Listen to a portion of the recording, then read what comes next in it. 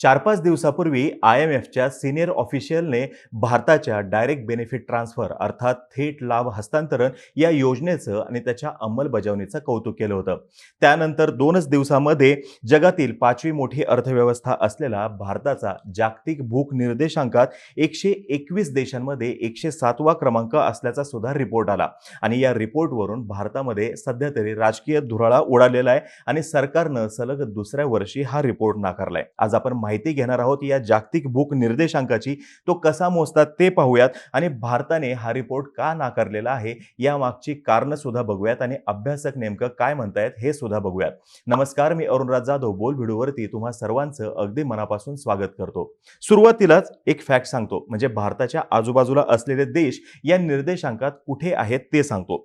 श्रीलंका 64व्या नंबरवर आहे, नेपाळ 81, बांगलादेश 84 आणि पाकिस्तान 99.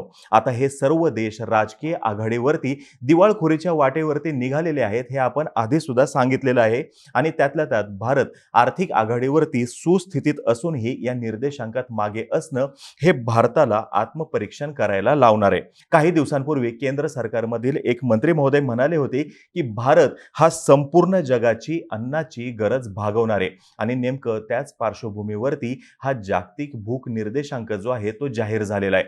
कृषी प्रधान भारतामध्ये हा निर्देशांकासंदर्भात भारताचा आलेला जो क्रमांक आहे हा चिंतेचा विषय. ग्लोबल हंगर इंडेक्स म्हणजे नेमकं काय हे सांगतो.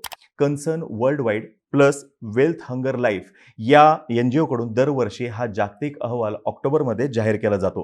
2007 पासून नियमितपणे हा अहवाल जाहीर होतो आणि 100 पॉईंटच्या स्केलवरती जितका स्कोअर जास्त तितका त्या देशाचा भुकेचा प्रश्न मोठा असं एक साधं गृहीतक इथं असतं. या पॉईंट स्केलवरती भारत आहे 29.1 या स्कोअरवरती आणि यामुळं भारताचा समावेश जो आहे हा गंभीर देशांच्या यादीमध्ये आलेला आहे. आता या निर्देशांकासाठी 4 निकष असतात. पहिला जो आहे तो म्हणजे कुपोषण, नंतर 5 वर्षाखालील बालकांची उंची वयाच्या मानानं कमी असणं, नंतर 5 वर्षाखालील बालकांचं वजन उंचीच्या मानानं कमी असणं आणि 5 वर्षाखालील बालकांचा मृत्यूदर असे हे 4 निकष आहेत आणि याच्यावरून हा जागतिक भूक निर्देशांक जो आहे हा ठरवला जातो. भारतानं सलग दुसऱ्या वर्षी हा अहवाल फेटाळलाय आणि भारताची प्रतिमा मलिन करण्यासाठीचा हा डाव असल्याचं सुद्धा म्हणलेलं आहे. आता बघा, हा जो अहवाल प्रकाशित केला जातो त्यातील प्रकाशकांमधील वेल्थ हंगर लाईफ 1962 मध्ये जर्मनीमध्ये स्थापन झालेली सर्वात मोठी प्रायव्हेट एड एजन्सी आहे आणि ही एजन्सी राजकीय दृष्ट्या आणि धार्मिक दृष्ट्या इंडिपेंडंट आहे हे विशेष. ही संस्था UNच्या शाश्वत विकास ध्येयातील 2030 पर्यंतच्या झिरो हंगर या ध्येयासाठी काम करते आणि आजवर यांनी 4.48 बिलियन युरो जे आहेत इतकं फंडिंग दिलेलं आहे, ते सुद्धा 70हून अधिक देशातील 10,895 प्रोजेक्टसाठी. यातली दुसरी जी संस्था आहे IFPRI, जी आता याच्याशी संलग्न नाही तरी सुद्धा भारतानं जोपर्यंत ही संस्था काम करत होती तोपर्यंत या संस्थेला फंडिंग सुद्धा दिलेलं आहे. आता भूक निर्देशांकाचे जे 4 निकष आहेत ते एकत्रितपणे कॅलरी डिफिशियन्सी आणि मायक्रोन्यूट्रिएंट डिफिशियन्सी याच्याविषयीचं भाष्य करतात. आता रँकिंग तर आलेलं आहे, म्हणजे येऊन गेलेला आहे क्रमांक आपल्याला आलेला आहे, पण त्यातल्या त्यात या रँकिंगमधली समाधानाची बाब ही आहे की 5 वर्षाखालील बाल मृत्यूदर जो आहे याच्यामध्ये सुधारणा झालेली आहे. तसंच चाइल्ड स्टंटिंग याच्यामध्ये सुद्धा सुधारणा झालेली आहे. आता चाइल्ड स्टंटिंग म्हणजे काय? वयापेक्षा उंचीनं लहान मूल असणं याच्यामध्ये झालेली सुधारणा. पण बालकांचं वाढतं कुपोषण हा मात्र आपल्या इथला चिंतेचा विषय. 19% अधिक मुलं ही कुपोषित बालकं या कॅटेगरीमध्ये येतात आणि हा जगातील सर्वाधिक दर आहे. यासोबतच चाइल्ड वेस्टिंग हा सुद्धा आपल्यासाठी चिंतेचा विषय. चाइल्ड वेस्टिंग म्हणजे काय? वजन आणि उंची दोन्हीही कमी असणं. यामागची कारणं काय सांगितली जातात? तर आरोग्य सुविधा नसणं, स्तनपानाविषयीची पूर्ण आणि योग्य माहिती नसणं, अपुरी अन्न सुरक्षा आणि स्वच्छता आणि काळजी नसणं ही त्यामागची कारणे आहेत. योग्य आहार नसल्यानं परिस्थिती अजून गंभीर होते आणि त्या बालकाला इन्फेक्शनचा धोका वाढतो. या इन्फेक्शनमुळे सदृढ बालक अगदी कमी कालावधीमध्ये कुपोषित होतं, त्याची भूक मंदावते आणि त्याला अजून इन्फेक्शनचा सामना करावा लागतो आणि हे सायकल जे आहे हे कंटिन्यू सुरू राहतं.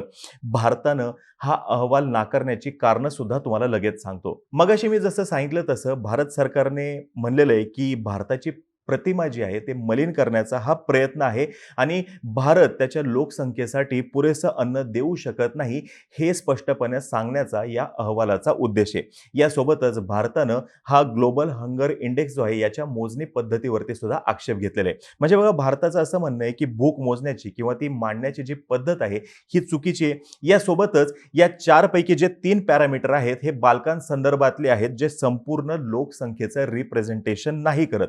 यासोबतच जो चौथा निकष आहे त्याची सॅम्पल साईज जी आहे फारच कमी आहे. म्हणजे 3000च सॅम्पल त्यांनी घेतलेले आहेत आणि हा निकष सुद्धा ओपिनियन पोलवरती अवलंबून असलेला आहे. यासोबतच भारत असं सांगतोय की नॅशनल फूड सिक्युरिटी ऍक्ट नुसार भारत सरकारनं मार्च 2020 पासून 80 कोटीहून अधिक नागरिकांना अन्नाचा पुरवठा केलेला आहे. आता हे झाले सरकारचे मुद्दे म्हणजे सरकार या ठिकाणी त्यांचा जो काही स्टँड आहे ते डिफेंड करताना दिसते. अभ्यासक सरकारच्या या स्पष्टीकरणावरती म्हणतात की सरकारनं नॅशनल फूड सिक्युरिटी ऍक्ट नुसार 80 कोटीहून अधिक जनतेला अन्न पुरवठा केलेला आहे हे मान्य आहे. पण यामुळेच रँकिंग जी आहे ही थोडीशी बरी आहे नाहीतर ती अजून खालावलेली दिसली असती. म्हणजे 107 क्रमांकावरून कदाचित ते पुढे गेलेलं दिसलं असतं. यासोबतच फूड सिक्युरिटी हा शब्द आपल्या इथं आहे. न्यूट्रिशन आणि फूड सिक्युरिटी असा तो असायला हवा. न्यूट्रिशनचा या ठिकाणी उल्लेखच केलेला नाही. यासोबतच लहान मुलाला क्वांटिटी नाही मॅटर करत तर क्वालिटी ऑफ फूड मॅटर करतं असं सुद्धा अभ्यासक सांगतात.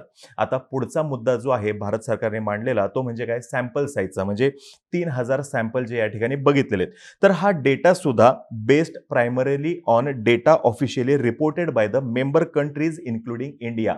म्हणजे ऑफिशियली त्या सरकारकडून जो काही डेटा दिला जातो त्याच्यावरूनच हा सर्व त्यांनी अभ्यास केलेला आहे आणि हे रँकिंग दिलेलं आहे. म्हणजेच काय भारताच्या डेटावरतीच आधारित हा क्रमांक आहे. सरकारची किंवा भारताची प्रतिमा मलिन करण्यासाठी एखाद्या संस्थेनं इतकं कष्ट करण्याचं कारण काय आणि ती सुद्धा परदेशातली संस्था असा सुद्धा प्रश्न उपस्थित केला जातोय. हा इंडेक्स काल परवाच आलेला आहे का तर तसंही नाही किंवा गेल्या काही वर्षात आलेला आहे काय तसंही नाही. जेव्हापासून हा निर्देशांक येतोय म्हणजे 2007 पासून तेव्हापासून या निर्देशांकाबाबतची भारताची अवस्था ही वाईटच राहिलेली आहे. फक्त मुद्दा हा आहे की आधीचं सरकार ही सत्य परिस्थिती मान्य करत होतं इतकाच काय तो फरक आहे असं इंडियन एक्सप्रेसने म्हणलेलं सुद्धा आहे. थोडंसं जर का आपण इतिहासात डोकावलो तर आपल्या लक्षात येईल की 2012 मध्ये नंदी फाउंडेशनचा हंगर रिपोर्ट आला होता. त्यानुसार 42% 5 वर्षाखालील बालकं जी आहेत ही कुपोषित असल्याचा ठपका सुद्धा ठेवण्यात आला होता. आता या रिपोर्टच्या लॉन्चिंगच्या वेळेस तत्कालीन पंतप्रधान मनमोहन सिंग म्हणाले होते की मी आधी सुद्धा खूप वेळा म्हणालोय आणि आता परत सांगतोय कुपोषण ही समस्या is a matter of national शेम. ते पुढे जाऊन हेही म्हणाले होते की आपला GDP वाढतोय पण लेवल ऑफ अंडर न्यूट्रिशन जे आहे हे सुद्धा वाढताना दिसतंय. तसंच हा रेट वेगानं कमी करण्यात आपल्याला अपयश येते हे त्यांनी मान्य केलं होतं आणि पुढे जाऊन ते म्हणाले होते की the health of our economy and society lies in the health of this generation. म्हणजे हे भविष्य जे आहे याच्यामध्येच आपली अर्थव्यवस्था जी आहे याचं भविष्य दडलेलं आहे ते म्हणले होते. अभ्यासकांनुसार समस्या आहे हे मान्य करणं समस्या सोडवण्यासाठीचं पहिलं पाऊल असतं.